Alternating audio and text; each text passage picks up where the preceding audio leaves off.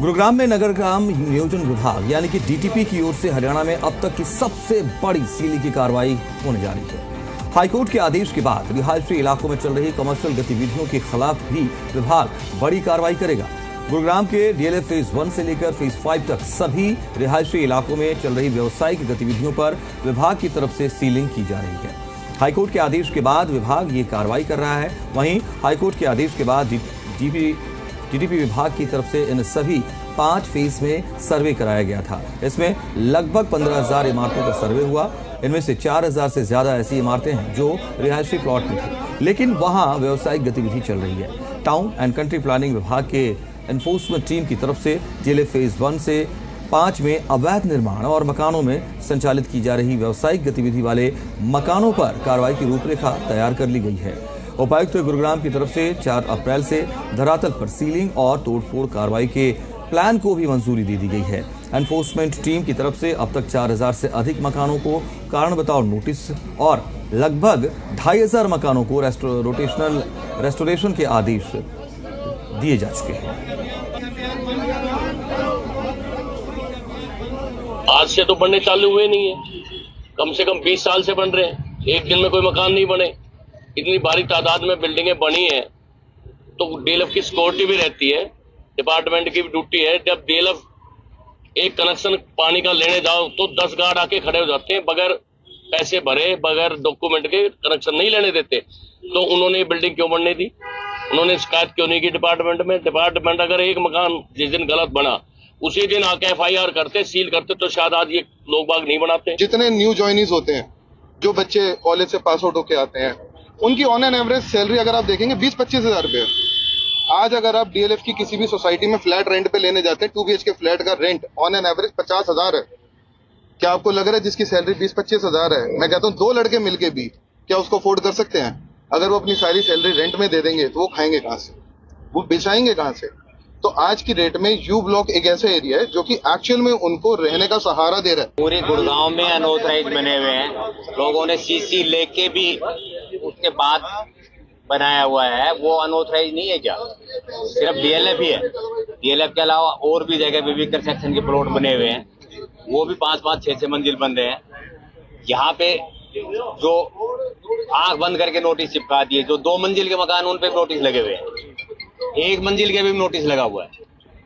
तो हमारा सरकार से यही कहना है कि यहाँ लोगों की रोजी रोटी और जो लोग रह रहे हैं उनका सहारा ना छीना जाए और उस पर ध्यान दिया। ये AWS के प्लॉट है, जो डीएलएफ ने बड़े बड़े बिल्डिंग बना रखे, क्या वो अनऑथराइज नहीं बन रही है? सारी ऑथराइज बन रही है। उनका भी किया जाए कि RW का फर्ज नहीं पड़ता कि रहने वालों से भी, रेजिडेंस से भी पूछा जाए। उनसे किसी से पूछा नहीं गया। ये डीएलएफ ने अपनी तरफ से अपने हिसाब से वो कराया है।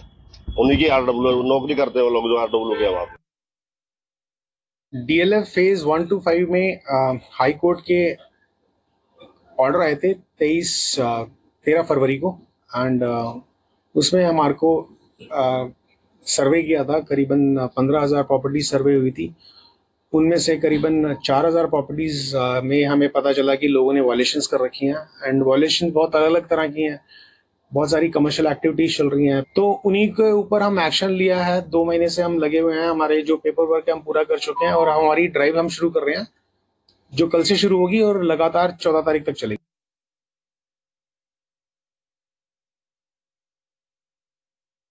गुरुग्राम में हाईकोर्ट के आदेश के बाद सबसे बड़ी सीलिंग कल की जाएगी। इसी को लेकर विभाग की तरफ से आदेश जारी किए गए। इस वक्त मैं मौजूद हूँ डीएलएफ यू ब्लॉक में। आप देख सकते हैं कि ये यू ब्लॉक है जहां लगभग 2200 से ज्यादा नोटिस दिए गए हैं, और सीधे तौर पर कहा जाए कि 2200 जो नोटिस दिए गए हैं उसमें तमाम जो रिहायशी इलाकों में व्यवसायिक गतिविधियां चल रही थी उसको लेकर ये आदेश जारी किए गए थे। हाईकोर्ट में एक याचिका लगाई गई थी जिसमें ये कहा गया था कि डीएलएफ के तमाम जो इलाके हैं वहां इन रेजिडेंस इलाकों में व्यवसायिक गतिविधि चल रही हैं, और उसी के बाद हाईकोर्ट की तरफ से ये आदेश जारी किए गए कि इन सभी को सील किया जाए। पहले डीटीपी डिपार्टमेंट की तरफ से इन सभी प्रॉपर्टीज का सर्वे कराया गया था, जिसमें लगभग 15,000 से ज्यादा प्रॉपर्टी का जो सर्वे हुआ था उसमें लगभग 4000 से ज्यादा ऐसी प्रॉपर्टी हैं, ऐसे प्लॉट हैं जहां व्यावसायिक गतिविधि चल रही थी और उसी को लेकर यहाँ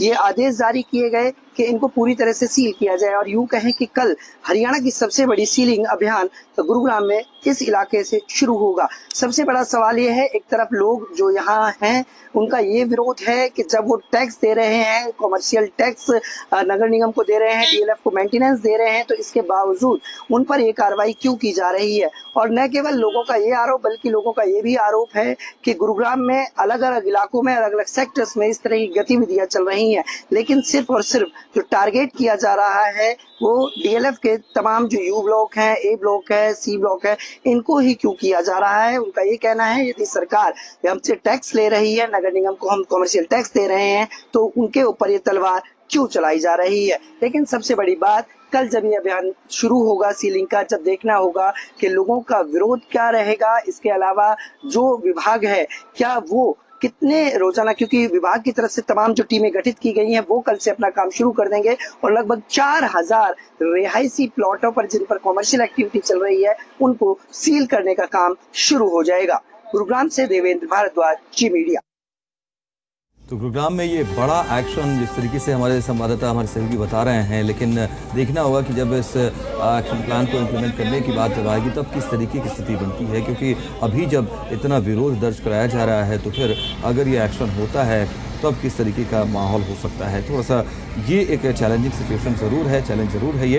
हालांकि बता दें कि डीटीपी की तरफ से ये कहा जा रहा है कि चूँकि हाईकोर्ट के निर्देश के मुताबिक ही हम काम करने जा रहे हैं और इसीलिए ये कार्रवाई से सीलिंग की वो आगे होगी।